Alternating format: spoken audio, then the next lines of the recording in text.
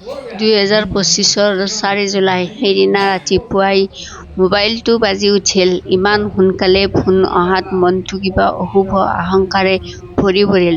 ফোনটো ধৰোঁতে ভতিজাৰ কঁপি থকা মাত।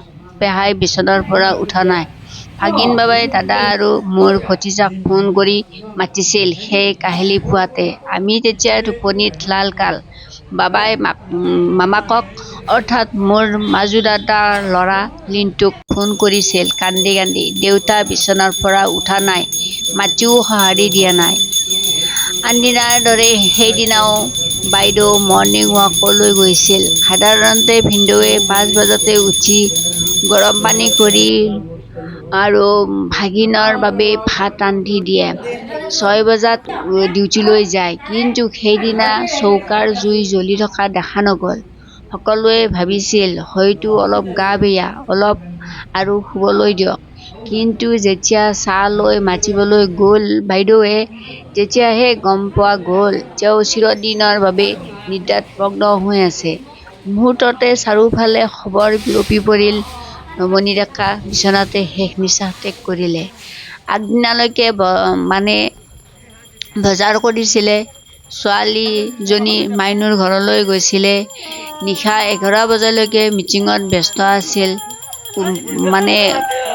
কোনে জানিছিল যে সেইটোৱে হ'ব জীৱনৰ শেষ দিন। পিছদিনা ককায়েকক ভাগিনৰ সৈতে চিকিৎসালয়লৈ নিয়াৰ পৰিকল্পনা কৰিছিল আৰু মাত্ৰ 15 দিন পিছত বোৱাৰীয়েকৰ ভাত খোৱাৰ অনুষ্ঠান। জেগা-জামি সকলো চাফা কৰা, পেণ্ডেল ঠিক কৰা, মানুহক নিয়ন্ত্ৰণ কৰা, সকলো ব্যৱস্থা নিজ হাতে সম্পূৰ্ণ কৰিছিল। আনকি অনুষ্ঠানৰ বজাৰো কৰি থৈছিল। আজি তেওঁ এৰি যোৱাৰ এবছৰ পূৰ্ণ হ'ল। এই ভিডিঅ'টো ইমান দিনে ধৰি চাবলৈও সাহস হোৱা নাছিল। আজি আকৌ সেই ক্লিপটো পালোঁ। অশ্ৰুসিক্ত হৃদয়ে স্মৃতি হিচাপে সযতনে ৰাখিছিলোঁ। কিছুমান মানুহক কেতিয়াও পাহৰি যোৱা নাযায়। তেওঁলোক দেহেৰে নাথাকিলেও স্মৃতি হৈ চিৰদিন হৃদয়ত জীয়াই থাকে। তেখেতক শ্ৰদ্ধাঞ্জলি দিলোঁ। আৰু আজি এবছৰ যেতিয়া হ'ল, এবছৰৰ মূৰত মই ক্লিপটোলৈ মনত পৰিল কিবা চাওঁতে। মই ভবা নাছিলোঁ যে এইটো দিম। ভাবিছিলোঁ এবাৰ বনাই থ'ম, কিন্তু ইমানেই সাহস নহ'ল। বাইদেউৰ অৱস্থা দেখি খুবেই বেয়া লাগিল। বাইদেউৰ আজি মাছুৱনী। আজি গেইটীয়ে ভাত খোৱাৰ পিছত তেখেতসকলে খাব পাৰিব। আৰু সমাজৰ নিয়ম অনুসৰি আজুককা দিনৰ পৰা যিটো পৰ্ব চলি আহিছে সেইটো আমি এতিয়াও পাহৰা নাই। যদিও কয় বিজ্ঞানৰ যুগ, এতিয়াৰ যুগ আৰু তেতিয়াৰ যুগ বেলেগ, কিন্তু কেতিয়াও বেলেগ হ'ব নোৱাৰে। কাৰণ কিছুমান পৰম্পৰা আমাৰ জিন্দেগী থাকিব। আৰু আজি মাছুৱনীৰ কাৰণে বেছি মানুহ মতা নাই। গাঁৱৰ মানুহ এজন আহিছে আৰু ভাগি মাংস কিবা-কিবি কোনোবা আহিছে। তেখেতসকলক যিহেতুকে বাইদেউহঁতে আজি প্ৰথম খাব। গেইটী মাতিছে, গেইটীৰ ভাত পানী খুৱাই গেইটী খোৱাৰ পিছতহে খাব পাৰে। গতিকে গেইটীও খালে, এখেতসকলেও খালে। খোৱাৰ পিছত এনেকৈ তেল সেন্দুৰ দিব পাৰে। কাৰণ তেল সেন্দুৰটো আমাৰ মানুহ ঢুকালে তেল সেন্দুৰ ল'ব নোৱাৰে, মূৰ আঁচুৰিব নোৱাৰে, মূৰ গা ধুই থাকিব লাগে, বগা কাপোৰ পিন্ধিব লাগে। গতিকে মাছুৱনীৰ দিনাখনে গোটেইখিনি চাফ চিকুণ হৈ গেইটীয়ে তেল চাবোন যি কৰিব লাগে আজি কৰিছে। আইনা চাব দিলে, ইমান দিনে আইনা চোৱা নাছিল, মূৰ চোচা নাছিল। গতিকে যি কৰিব দিছে আজি সেইখিনি সম্পূৰ্ণকৈ তেখেতসকলে কৰিবলৈ সাজু হৈছে। তেখেতসকলে কৰি আছে।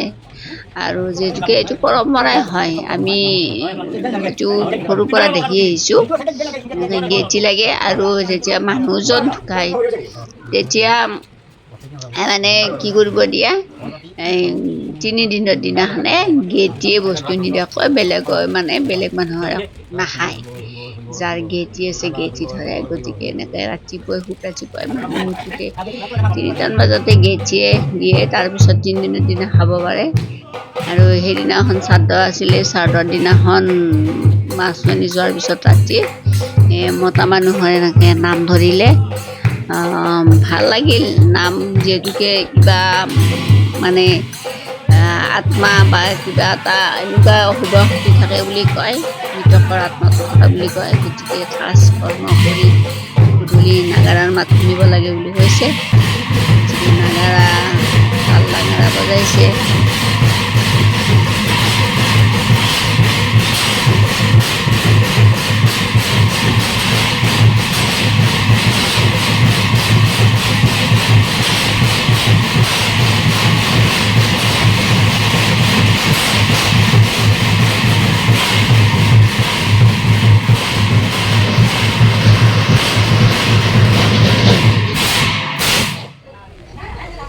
আৰু পিছদিনাখনে ৰাতি হেৰিদিনাখনে পিছফালে চব্জি কাটি আছে, কাৰণ সকলোৱে চব্জি কাটিছে। আৰু দিনত যিহেতুকে ৰন্ধা বঢ়া কৰিব বাবু নাহিব, মানে ৰান্ধনি একদম খুব সোনকালে আহিব তেখেতসকল। গতিকে আমাৰ ফালে এনেকৈ ৰাতিয়ে কাটি থৈ দিয়ে, যিহেতুকে একদম পুৱাতে আহিব আৰু এইবিলাক ৰখি থাকিবৰ কোনো প্ৰয়োজন নাই। গোটেই লৰাই থৈছে। সকলোতে চাগে তেনেকুৱাই হয়। এনেকৈ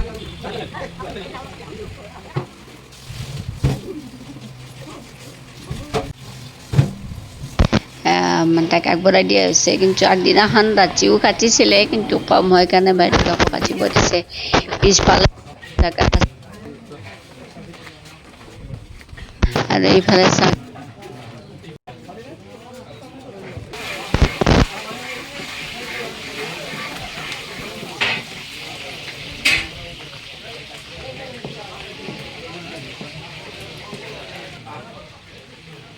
সাইডে বসে আছে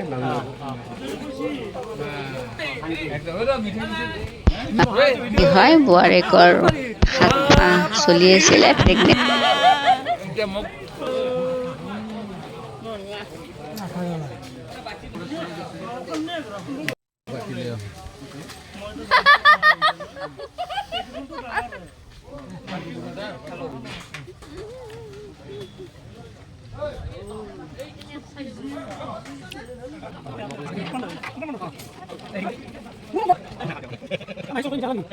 গতিকে ভাবা নাছিলোঁ বেমাৰীজন থাকি গ'ল।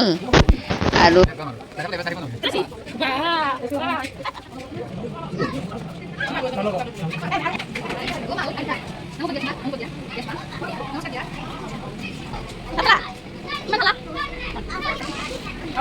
এনেকৈ নোহোৱা হৈ যাব গাড়ী।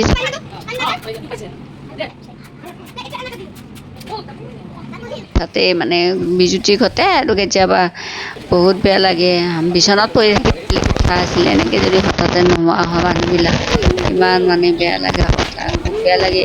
ময়ো বাইদেউ ৰবীন্দ্ৰহঁত ক'ৰবাত গ'লে ময়ো সিহঁতৰ লগত গৈছিলোঁ। মানে য'তেই যায় মোক লগ ধৰে, সিহঁতেও যায়। বা পিকনিকৰ আমাৰ ফেমিলি গ্ৰুপ এটা আছে, সেই ফেমিলি গ্ৰুপৰ লগতো কিন্তু গাড়ী চলাই গৈছে নিজে। দেখাতচোন একোৱেই বেমাৰ নাই, ৰাতি ভাত খাইছে, কথা পাতিছে, গোটেইখিনি ইমান বেয়া লাগিছে। মানুহ তেনেকৈ ঢুকাব পাৰেনে? আৰু ক্লিপটো ইমান দিনে বেয়া লগাৰ কাৰণে দিয়া নাছিলোঁ। আজি সম্পূৰ্ণ অহাকালি এবছৰ হ'ব, 3 জুন, অহাকালি 4 জুন। গতিকে তেখেতৰ বিদেহী আত্মাই চিৰশান্তি লাভ কৰক, য'তেই থাকে শান্তিৰে থাকক আৰু পৰিয়ালটোক খুব শান্তিৰে থাকিবলৈ দিয়ক। প্ৰতিজনৰ বিপদ বিঘিনি নহয়। গতিকে আজিলৈ আহিছোঁ, বাই বাই।